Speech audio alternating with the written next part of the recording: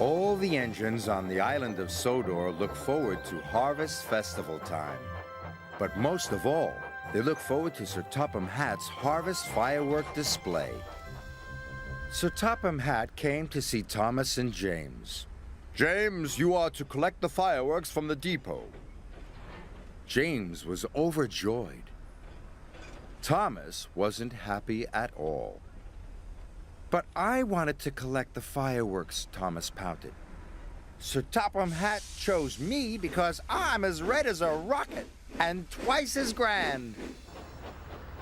Thomas was still upset when he arrived at the shunting yards. "Bother James," he grouched, and he biffed the troublesome trucks crossly around the yard.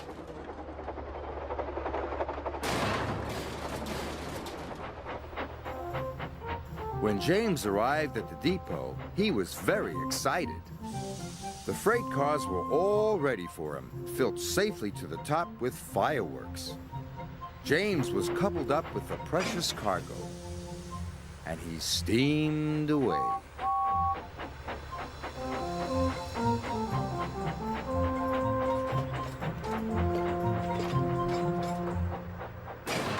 Thomas shunted the last truck crossly into place. The troublesome trucks were glad that job was finished. Thomas puffed back into Knapford Station as Gordon was letting off his passengers. Children and grown-ups from all over the island had come to see the fireworks.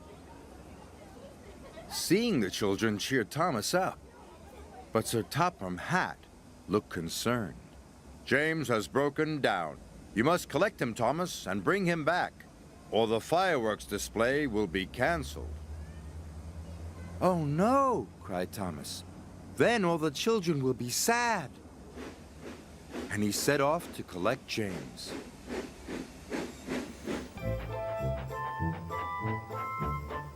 Thomas found James broken down on the track. "Hello, busted boiler. You don't look very useful now." James was upset. "You will have to look out for me." "You said I wasn't useful." "But if the fireworks don't get to Knapford Station, the display will be canceled." James didn't want the children to be sad, so he agreed to look out for Thomas, and they set off together. Sir Topham Hatt checked his watch.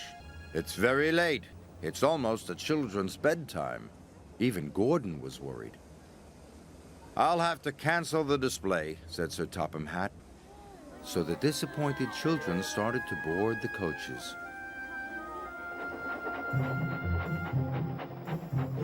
At last, they could see the signal lights. The signal had turned red. Thomas and James stopped. "Why would the signal be red?" puzzled James. "Maybe a passenger train is coming through." "Gordon must be taking the children back," cried James. "Send up a rocket," he told his driver. So his driver carefully lit a rocket. He stood well back as it whooshed into the sky. The rocket burst into stars.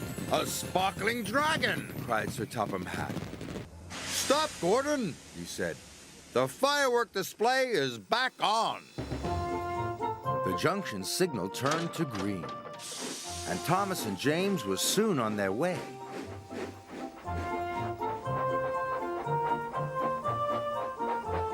James and Thomas were soon at the station. The children cheered. "Good work, Thomas!" And "Good work, James!"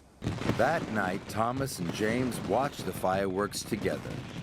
"I think we are both useful engines," said James proudly. "But we are most useful when we work together," puffed Thomas.